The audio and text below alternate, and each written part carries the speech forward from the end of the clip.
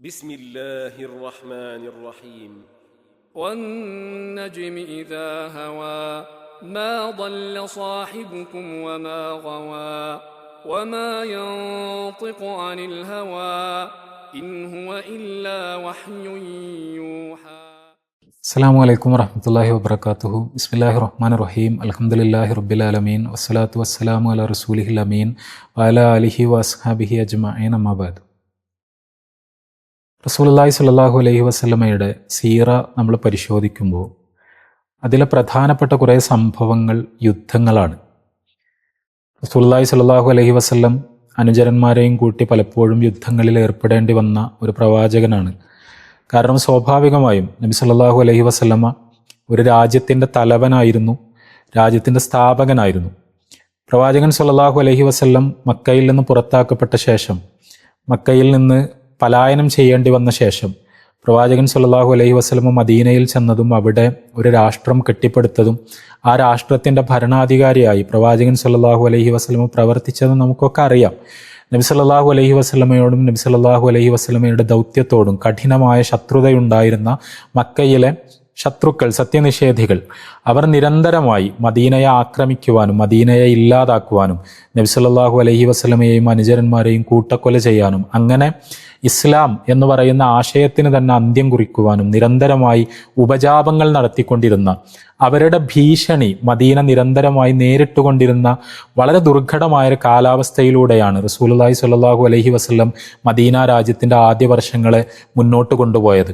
അപ്പോൾ സ്വാഭാവികമായും രാജ്യത്തിൻ്റെ സുരക്ഷയ്ക്ക് വേണ്ടി, രാജ്യത്തിലെ മനുഷ്യരുടെ സുരക്ഷയ്ക്ക് വേണ്ടി, വിശ്വാസത്തിൻ്റെ സംരക്ഷണത്തിന് വേണ്ടി, ഇസ്ലാമിൻ്റെ അതിജീവനത്തിന് വേണ്ടി ത്യാഗങ്ങൾ സഹിച്ചുകൊണ്ട് റസൂലുള്ളാഹി സ്വല്ലല്ലാഹു അലൈഹി വസല്ലമക്കും സഹാബിമാർക്കും നിരന്തരമായ പോരാട്ടങ്ങളിൽ ഏർപ്പെടേണ്ടി വന്നിട്ടുണ്ട്. അള്ളാഹു ഏൽപ്പിച്ച ദൗത്യം, ആ ദൗത്യത്തിന്റെ വിജയകരമായ പൂർത്തീകരണം, ആ പൂർത്തീകരണത്തിന് എന്ത് ത്യാഗവും സഹിക്കാൻ റസൂലുള്ളാഹി സ്വല്ലല്ലാഹു അലൈഹി വസല്ലമ സന്നദ്ധമായിരുന്നു. പ്രവാചകൻ സ്വല്ലല്ലാഹു അലൈഹി വസല്ലമയുടെ അനുചരന്മാർ ഏത് ത്യാഗത്തിലും പ്രവാചകൻ സ്വല്ലല്ലാഹു അലൈഹി വസല്ലമയുടെ കൂടെ നിൽക്കാൻ സന്നദ്ധരായിരുന്നു എന്നതിൻ്റെ ഏറ്റവും വലിയ ദൃഷ്ടാന്തങ്ങളാണ് വാസ്തവത്തിൽ റസൂലുള്ളാഹി സ്വല്ലല്ലാഹു അലൈഹി വസല്ലമയുടെ ജീവിതത്തിലുണ്ടായ യുദ്ധങ്ങളെല്ലാം തന്നെ.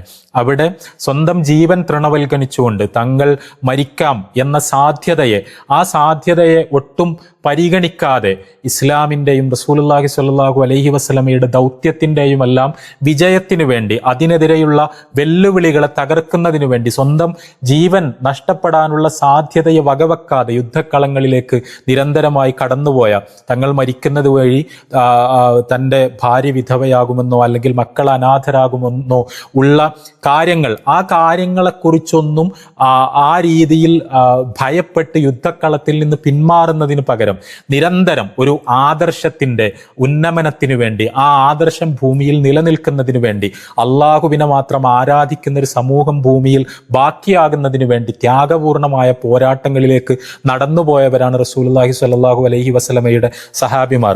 പ്രവാചകൻ സ്വല്ലല്ലാഹു അലൈഹി വസല്ലമയുടെ മദീന ജീവിതം പരിശോധിക്കുമ്പോൾ നമുക്കറിയാം, ഒരു യുദ്ധം എന്ന് വിശേഷിപ്പിക്കാവുന്ന ആദ്യത്തെ സംഭവം ബദർ ആണ്. ബദറിനെ കുറിച്ച് റമളാനിൽ നിരന്തരമായി നമ്മളെല്ലാവരും കേട്ടുകൊണ്ടിരിക്കുന്നതാണ്. ബദർ കഴിഞ്ഞാൽ റസൂലുള്ളാഹി സ്വല്ലല്ലാഹു അലൈഹി വസല്ലമയുടെ ജീവിതത്തിൽ തൊട്ടടുത്ത വർഷമുണ്ടായ യുദ്ധമാണ് ഉഹദ് യുദ്ധം. ബദർ നടന്നത് ഹിജ്റ 2-ാം വർഷം റമളാനിലാണ്. ഉഹദ് യുദ്ധമുണ്ടായത് ഹിജ്റ 3-ാം വർഷം ശവ്വാലിലാണ്. ഉഹദ് യുദ്ധത്തിൻ്റെ വിശദാംശങ്ങളിലേക്ക് കടന്നു പോകാനല്ല ഞാനിവിടെ ശ്രമിക്കുന്നത്. നമ്മൾ പരിശുദ്ധ ഖുർആനിലെ 3-ാമത്തെ അധ്യായം സൂറത്ത് ആലു ഇമ്രാൻ നമ്മൾ പരിശോധിച്ചാൽ ആലു ഇമ്രാനിലെ കുറേയേറെ വചനങ്ങൾ ഉഹദ് യുദ്ധവുമായി ബന്ധപ്പെട്ട് അവതരിപ്പിക്കപ്പെട്ടതാണ് എന്ന് മനസ്സിലാക്കാൻ കഴിയും. ആലു ഇമ്രാനിലെ ആദ്യത്തെ ഭാഗങ്ങൾ നജ്റാനിലെ ക്രിസ്ത്യാനികൾ റസൂലുള്ളാഹി സ്വല്ലല്ലാഹു അലൈഹി വസല്ലമയെ സന്ദർശിച്ച അവസരത്തിൽ അതുമായി ബന്ധപ്പെട്ട് അവതരിപ്പിക്കപ്പെട്ടതാണ്. അതിലേക്ക് ഇപ്പോൾ ഞാൻ കടന്നു പോകുന്നില്ല. എന്നാൽ അതിനുശേഷം ആലു ഇമ്രാനിൽ നമ്മൾ കാണുമ്പോൾ ആലു ഇമ്രാനിലെ ഒരു 100-ന് ശേഷമുള്ള വചനങ്ങളിലൂടെ നമ്മളിങ്ങനെ കടന്നുപോയാൽ ഉഹദ് യുദ്ധവുമായി ബന്ധപ്പെട്ട ഒരുപാട് പരാമർശങ്ങൾ നമ്മൾക്ക് അവിടെ കാണാൻ കഴിയും. ഉഹദ് എന്ന് പറയുന്നത് മദീനയിലെ ഒരു പർവ്വതമാണ്, പറയേണ്ട കാര്യമല്ല, അത്രയും പ്രസിദ്ധമാണ് ഉഹദ് പർവ്വത നിരകൾ. അത് വളരെ വലിയ പർവ്വത നിരകളാണ്. ഇപ്പോഴും നമ്മൾ മദീന നിൽക്കുന്നത് ഉഹദിൻ്റെ ഒരു പശ്ചാത്തലത്തിലാണ് എന്ന് നമ്മൾക്ക് തോന്നുന്ന രീതിയിലാണ് അവിടുത്തെ ഒരു ജിയോഗ്രഫി. നമ്മൾ മസ്ജിദുൻ നബവിയിൽ വഴിയിൽ നിന്ന് പിറകിലേക്ക് തിരിഞ്ഞു നോക്കിയാൽ എത്ര ദൂരെ നിന്ന് നോക്കിയാലും ഉഹദ് നിരകൾ ഇങ്ങനെ മനോഹരമായി നീണ്ടു കിടക്കുന്നത് നമുക്ക് കാണാൻ കഴിയും. ആ ഉഹുദിന്റെ താഴ്വരയിൽ വെച്ചാണ് ഉഹദ് യുദ്ധമുണ്ടാകുന്നത്.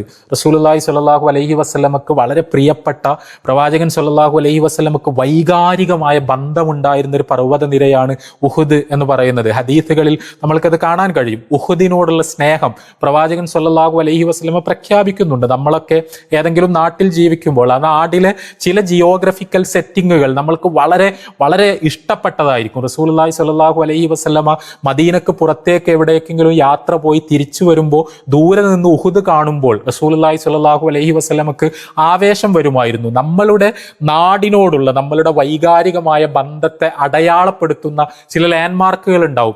അത്തരത്തിലൊന്നായിരുന്നു പ്രവാചകൻ സ്വല്ലല്ലാഹു അലൈഹി വസല്ലമയെ സംബന്ധിച്ചിടത്തോളം ഉഹുദ്. ആ ഉഹുദിന്റെ താഴ്വരയിൽ ഏതാണ്ട് മദീനക്കുള്ളിൽ തന്നെ എന്ന് പറയാവുന്ന തരത്തിൽ നടന്നൊരു യുദ്ധമാണ് ഉഹുദ് യുദ്ധം. പല യുദ്ധങ്ങളും മദീനക്ക് പുറത്താണ് നടന്നതെങ്കിൽ ഇത് റസൂലുള്ളാഹി സ്വല്ലല്ലാഹു അലൈഹി വസല്ലമയും സഹാബിമാരും ജീവിച്ചിരുന്ന അവരുടെ വിസിനിറ്റിയിൽ തന്നെ നടന്നൊരു യുദ്ധമാണ് ഉഹുദ് യുദ്ധം. ഉഹുദ് യുദ്ധത്തിന്റെ ഒരു പശ്ചാത്തലം, ആ പശ്ചാത്തലം ഒരുപാട് തവണ പല രീതിയിൽ വിശദീകരിക്കപ്പെട്ടിട്ടുള്ളതാണ്. ബദറിൽ മക്കയിൽ നിന്നുള്ള സത്യനിഷേധികൾക്ക് വലിയ പരാജയമുണ്ടാകുന്നു. ആ പരാജയത്തിന് കണക്ക് തീർക്കണം എന്നവർ തീരുമാനിക്കുന്നു. അബൂ സുഫിയാന്റെ നേതൃത്വത്തിൽ, അതേപോലെ ഖാലിദ് ഇബ്നുൽ വലീദിന്റെയും സഫ്വാൻ ഇബ്നു ഉമയ്യയുടെയും എല്ലാം നേതൃത്വത്തിൽ 3000-ഓളം വരുന്ന വലിയൊരു സംഘം മദീനയെ ആക്രമിക്കുവാൻ വേണ്ടി എല്ലാ തയ്യാറെടുപ്പുകളോടും കൂടി ഒരു യുദ്ധത്തിനുള്ള സകല സജ്ജീകരണങ്ങളുമായി മദീനയിലേക്ക് പട നയിച്ചു വരുന്നത് റസൂലുള്ളാഹി സ്വല്ലല്ലാഹു അലൈഹി വസല്ലമക്ക് രാജ്യത്തിന്റെ രഹസ്യദൂതന്മാർ ഇങ്ങനെ അവർ ഹിജാസിൽ ഇങ്ങനെ പരിശോധിച്ചുകൊണ്ടിരിക്കുന്ന സമയത്ത് ഈ കാര്യം അവർ മനസ്സിലാക്കുകയും പ്രവാചകൻ സ്വല്ലല്ലാഹു അലൈഹി വസല്ലമയെ വന്ന് കാര്യങ്ങൾ അറിയിക്കുകയും അങ്ങനെ റസൂലുള്ളാഹി സ്വല്ലല്ലാഹു അലൈഹി വസല്ലമ സഹാബിമാരെയും കൂട്ടി യുദ്ധത്തിന് പുറപ്പെടുകയും യുദ്ധം സംഭവിക്കുകയും എല്ലാം ചെയ്ത കാര്യം. അവിടെ ഈ ഉഹുദ് യുദ്ധത്തിന് നേതൃത്വം കൊടുത്ത ആളുകൾ, ആ ആളുകളിൽ മിക്കവരും പിൽക്കാലത്ത് ഇസ്ലാം സ്വീകരിക്കുകയുണ്ടായി എന്ന് നമുക്കറിയാം. അത് അബൂ സുഫിയാൻ ആണെങ്കിലും ഖാലിദ് ആണെങ്കിലും സഫ്വാൻ ആണെങ്കിലും റളിയല്ലാഹു അൻഹും അവരൊക്കെ പിൽക്കാലത്ത് ഇസ്ലാം സ്വീകരിച്ചവരാണ്. പക്ഷെ ഈ സമയത്ത് അവരുടെ മനസ്സിൽ പ്രവാചകൻ സ്വല്ലല്ലാഹു അലൈഹി വസല്ലമയും സഹാബിമാരോടും ഇസ്ലാമിനോടുമുള്ള കഠിനമായ വൈരം, പ്രത്യേകിച്ചും ബദറിന്റെ പശ്ചാത്തലത്തിലുണ്ടായ ഒരു പ്രതികാര ദാഹം നിറഞ്ഞു നിൽക്കുകയായിരുന്നു. ഉഹുദ് യുദ്ധത്തിൽ എന്തായാലും വിജയിക്കുവാൻ കഴിയുമെന്ന കണക്കുകൂട്ടലോടുകൂടിയാണ് ഇവർ വരുന്നത്. ഇവിടെ ഇതിന് നേതൃത്വം കൊടുത്ത ആളുകൾ ഇസ്ലാം സ്വീകരിച്ചു, പിൽക്കാലത്ത് ഇസ്ലാം സ്വീകരിച്ചു എന്ന് പറയുമ്പോൾ അതുമായി ബന്ധപ്പെട്ട സൂറത്ത് ആലു ഇമ്രാനിലെ ഒരു വചനമുണ്ട്. ആ വചനം നമ്മളിവിടെ പരിശോധിക്കേണ്ടതുണ്ട് എന്ന് തോന്നുന്നു. ഉഹുദിൽ സംഭവിച്ച കാര്യങ്ങൾ നമുക്കറിയാം. റസൂലുള്ളാഹി സ്വല്ലല്ലാഹു അലൈഹി വസല്ലമക്കും സഹാബിമാർക്കും വളരെ വലിയ വിജയമാണ് ഉഹുദിന്റെ ആദ്യഘട്ടത്തിൽ ഉണ്ടായത്. ബദറിൽ ഉണ്ടായതുപോലെ തന്നെയുള്ളൊരു വിജയം. ആ വിജയം കൈപ്പിടിയിൽ ഒതുങ്ങി എന്നവർ വിചാരിക്കുന്ന രീതിയിലാണ് ഉഹുദ് ചുരുളഴിഞ്ഞു തുടങ്ങിയത്. അവിടെ സ്വാഭാവികമായി സഹാബിമാർക്ക് ഒരു മേൽക്കൈ ഉണ്ടായിരുന്നു. ചരിത്രം നമുക്ക് അറിയാവുന്നതാണ്. അവിടെ ചെറിയൊരു കുന്നിന്റെ മുകളിൽ റസൂലുള്ളാഹി സ്വല്ലല്ലാഹു അലൈഹി വസല്ലം ഒരു സംഘം സഹാബിമാരെ നിർത്തിയിരുന്നു. ഇവിടെ യുദ്ധം നടന്നുകൊണ്ടിരിക്കുമ്പോൾ പിറകുവശത്ത് നിന്ന് ശത്രുക്കൾ ആക്രമിക്കാതിരിക്കുവാൻ വേണ്ടി അവരുടെ കാവലുണ്ടാകണമെന്ന് കൽപ്പിച്ചിരുന്നു. പക്ഷേ യുദ്ധം വിജയിച്ചു എന്ന് തോന്നിക്കഴിഞ്ഞപ്പോൾ നബി സല്ലല്ലാഹു അലൈഹി വസല്ലമയുടെ കൽപ്പന കിട്ടുന്നതിന് മുമ്പ് തന്നെ ഇനി കാവൽ ആവശ്യമില്ല എന്ന് കരുതി സംഘത്തലവന്റെ നിർദ്ദേശങ്ങൾ മറികടന്നുകൊണ്ട് ആ സഹാബിമാർ താഴേക്ക് ഇറങ്ങുന്നു. അവരൊരു അബദ്ധം പ്രവർത്തിച്ചതാണ്. ഈ ഒരു അവസ്ഥയെ മുതലെടുത്തുകൊണ്ട് ശത്രുക്കൾ റസൂലുള്ളാഹി സ്വല്ലല്ലാഹു അലൈഹി വസല്ലമ ഭയപ്പെട്ടിരുന്നത് പോലെ തന്നെ പിറകുവശത്ത് നിന്ന് ആക്രമിക്കുകയും അങ്ങനെ മുസ്ലിങ്ങളെല്ലാവരും എന്ന് പറഞ്ഞാൽ അവരിൽ മിക്കവാറും ആളുകൾ പിറകിൽ നിന്ന് പെട്ടെന്നൊരു ആക്രമണം ഉണ്ടായപ്പോൾ ചിതറിയോടുകയും അങ്ങനെ ചിതറിയോടി ആ യുദ്ധം ഏതാണ്ട് സത്യനിഷേധികളുടെ കയ്യിലേക്ക് അതിന്റെ നിയന്ത്രണം പോകുന്ന, അവർക്ക് ആധിപത്യം വരുന്ന ഒരു അവസ്ഥാവിശേഷം സൃഷ്ടിക്കപ്പെടുകയും എല്ലാം ചെയ്തത് നമുക്കറിയാം.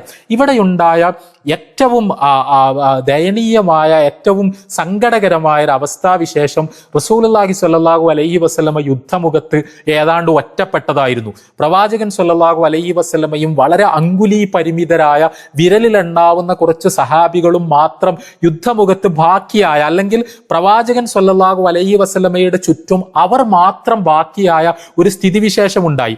അവർ പ്രവാചകൻ സ്വല്ലല്ലാഹു അലൈഹി വസല്ലമയെയും കൊണ്ട് ഉഹുദ് മല കയറുകയും ആ മലയിൽ ആരും ശ്രദ്ധിക്കാത്ത ഒരു ഗുഹ പോലുള്ള ഒരു വിടവിലേക്ക് നബി സല്ലല്ലാഹു അലൈഹി വസല്ലമയെ കയറ്റി നിർത്തുകയും നബി സല്ലല്ലാഹു അലൈഹി വസല്ലമയെ നേരിട്ട് ആക്രമണങ്ങളൊന്നും ബാധിക്കാതിരിക്കുവാനുള്ള മുൻകരുതലുകൾ. കാരണം ഒരു യുദ്ധമുഖത്ത് നബി സല്ലല്ലാഹു അലൈഹി വസല്ലമ ഒറ്റപ്പെടുകയാണ്. പ്രവാചകൻ സല്ലല്ലാഹു അലൈഹി വസല്ലമയെ വധിക്കുക എന്നതാണ് ശത്രുക്കളുടെ ഏറ്റവും വലിയ ലക്ഷ്യം. അപ്പോ സഹാബിമാര് അവരുടെ ആക്രമണത്തിന് വിധേയനാകാത്ത തരത്തിൽ നബി സല്ലല്ലാഹു അലൈഹി വസല്ലമയെ പ്രവാചകന്റെ കൂടെ ബാക്കിയായ ഈ സഹാബിമാർ അവർ ഉഹുദിൽ ഒരു വിടവിനുള്ളിലേക്ക്, ഒരു ഗ്യാപ്പിനുള്ളിലേക്ക് നബി സല്ലല്ലാഹു അലൈഹി വസല്ലമയെ കയറ്റി നിർത്തുന്നു. പ്രവാചകൻ സല്ലല്ലാഹു അലൈഹി വസല്ലമ എന്താണ് സംഭവിക്കുന്നത് എന്നറിയാൻ ഇടയ്ക്കിടയ്ക്ക് തലയിട്ട് പുറത്തേക്ക് നോക്കുന്നു. അപ്പോൾ നബി സല്ലല്ലാഹു അലൈഹി വസല്ലമയോട് പ്രവാചകരെ അങ്ങ് തല പുറത്തേക്ക് ഇടരുത് എന്ന് പറഞ്ഞുകൊണ്ട് അവിടെ തന്നെ നിർത്താൻ റസൂലുള്ളാഹി സ്വല്ലല്ലാഹു അലൈഹി വസല്ലമയുടെ സഹാബിമാർ നിരന്തരമായി ശ്രമിച്ചുകൊണ്ടിരിക്കുന്ന, അവരെ കൊണ്ട് കഴിയുന്ന രീതിയിൽ അവരുടെ കയ്യിലുള്ള അമ്പുകളും മറ്റും ഉപയോഗിച്ച് ശത്രുക്കളെ തുരത്താൻ ശ്രമിക്കുന്നു. ഇതൊക്കെ ഇസ്ലാം എന്ന് പറയുന്ന ആദർശത്തിന് വേണ്ടി, പ്രപഞ്ച സ്രഷ്ടാവിൽ നിന്ന് അവതരിപ്പിച്ച സത്യത്തിന്റെ സംരക്ഷണത്തിന് വേണ്ടി അവർ കടന്നുപോയ സംഘർഷഭരിതമായ, ഉദ്വേഗജനകമായ, ത്യാഗനിർഭരമായ നിമിഷങ്ങളുടെ, മുഹൂർത്തങ്ങളുടെ വളരെ പ്രധാനപ്പെട്ട ഉദാഹരണങ്ങളാണ് ഇതൊക്കെ തന്നെയും. ഇവിടെ റസൂലുള്ളാഹി സ്വല്ലല്ലാഹു അലൈഹി വസല്ലമക്ക് പക്ഷേ പരിക്ക് പറ്റിയത് നമുക്കറിയാം. ശത്രുക്കൾ അമ്പുകൾ എയ്തുകൊണ്ടിരിക്കുന്നു. ഇങ്ങനെയൊക്കെ സഹാബിമാർ ശ്രമിച്ചിട്ടും നബി സല്ലല്ലാഹു അലൈഹി വസല്ലമയുടെ ശരീരത്തിൽ അമ്പുകൾ തറക്കുന്നു. റസൂലുള്ളാഹി സ്വല്ലല്ലാഹു അലൈഹി വസല്ലമയുടെ മുൻപല്ലുകൾ പോരുന്നു. റസൂലുള്ളാഹി സ്വല്ലല്ലാഹു അലൈഹി വസല്ലമയുടെ മുഖത്ത് മുറിവുകൾ ഉണ്ടായി, ധാരധാരയായി രക്തമൊഴുകുന്നു. നബി സല്ലല്ലാഹു അലൈഹി വസല്ലമ പല രീതിയിലും പരിക്കുകൾ പറ്റുന്നു. ഇത് സഹാബിമാരെ വളരെയധികം സങ്കടപ്പെടുത്തിയ ഒരു സന്ദർഭമായിരുന്നു. നബി സല്ലല്ലാഹു അലൈഹി വസല്ലമ ആ സമയത്ത് തന്റെ മുഖത്ത് നിന്നിങ്ങനെ രക്തം തുടച്ചിട്ട് നബി സല്ലല്ലാഹു അലൈഹി വസല്ലമ ഇങ്ങനെ പറഞ്ഞു പോകുന്നുണ്ട്, ഒരു ആത്മകഥം പോലെ പറഞ്ഞു പോകുന്നുണ്ട്. തങ്ങളിലേക്ക് നിയോഗിക്കപ്പെട്ടൊരു പ്രവാചകൻ, അള്ളാഹുവിലേക്ക് ക്ഷണിക്കുവാൻ വേണ്ടി തങ്ങളിലേക്ക് നിയോഗിക്കപ്പെട്ടൊരു പ്രവാചകൻ, ആ പ്രവാചകനോട് ഈ രീതിയിലാണ് ഒരു ജനത പെരുമാറുന്നതെങ്കിൽ, ഈ രീതിയിലാണ് ഒരു ജനത പെരുമാറുന്നതെങ്കിൽ അവർക്ക് പിന്നെ എങ്ങനെ ഹിദായത്ത് കിട്ടാനാണ്? അവരെങ്ങനെ നന്നാകാനാണ്? അവരെ സത്യത്തിലേക്കും നന്മയിലേക്കും ക്ഷണിക്കുവാൻ വേണ്ടി അവരോടുള്ള കാരുണ്യവും സ്നേഹവുമായി കടന്നു വന്നൊരു പ്രവാചകൻ ഇതാ ഒരു യുദ്ധമുഖത്തിൽ നിന്നും ശരീരത്തിൽ നിന്ന് രക്തമൊഴുകി ആ രക്തം ഇങ്ങനെ കൈകൊണ്ട് തുടച്ചു നിൽക്കുകയാണ്.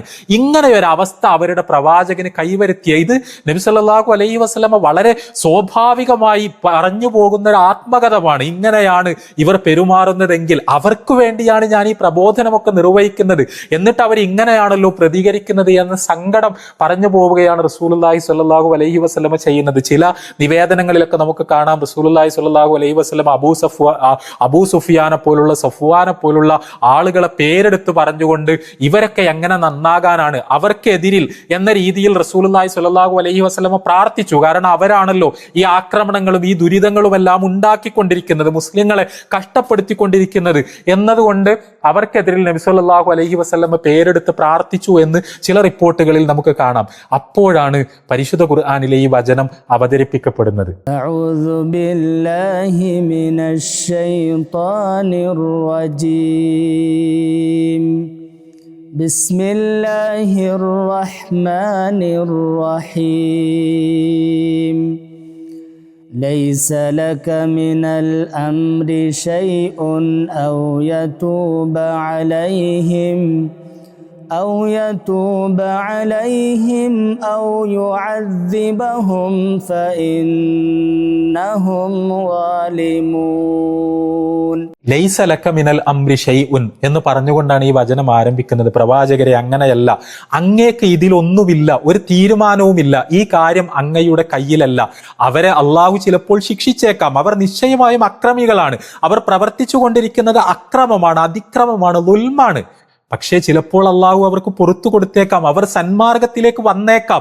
അവർ ജീവിതത്തിലെ ഒരു ഘട്ടത്തിൽ മടങ്ങിയേക്കാം. അങ്ങേക്ക് അതറിയില്ല.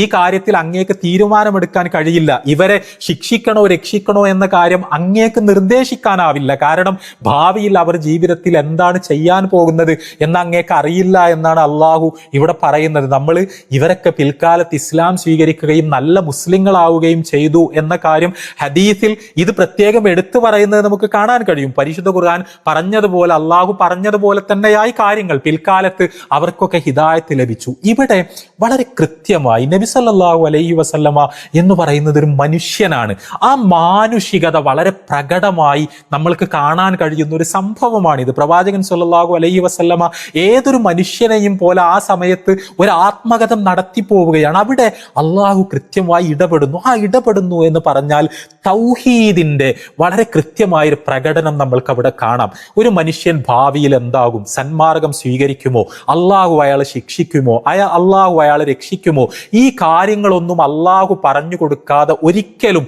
പ്രവാചകൻ സ്വല്ലല്ലാഹു അലൈഹി വസല്ലമക്ക് മനസ്സിലാക്കാൻ കഴിയില്ല. ഇത് മനുഷ്യനാണ്, മറ്റേത് പ്രപഞ്ചത്തിന്റെ സ്രഷ്ടാവാണ്, ദൈവമാണ്, അള്ളാഹുവാണ്. അള്ളാഹുവും പ്രവാചകനും തമ്മിലുള്ള ഒന്ന് അടിമയും ഒന്ന് ഉടമയുമാണ്, ഒന്ന് സ്രഷ്ടാവും ഒന്ന് സൃഷ്ടിയുമാണ്. ഈ ഒരു വ്യത്യാസം വളരെ കൃത്യമായി ഈ ആയത്തിലും ആ ആയത്ത് അവതരിപ്പിക്കപ്പെടാൻ നിമിത്തമായി ഈ സന്ദർഭത്തിലും ഉള്ളടക്കപ്പെട്ടിരിക്കുന്നത് നമുക്ക് കാണാൻ കഴിയും.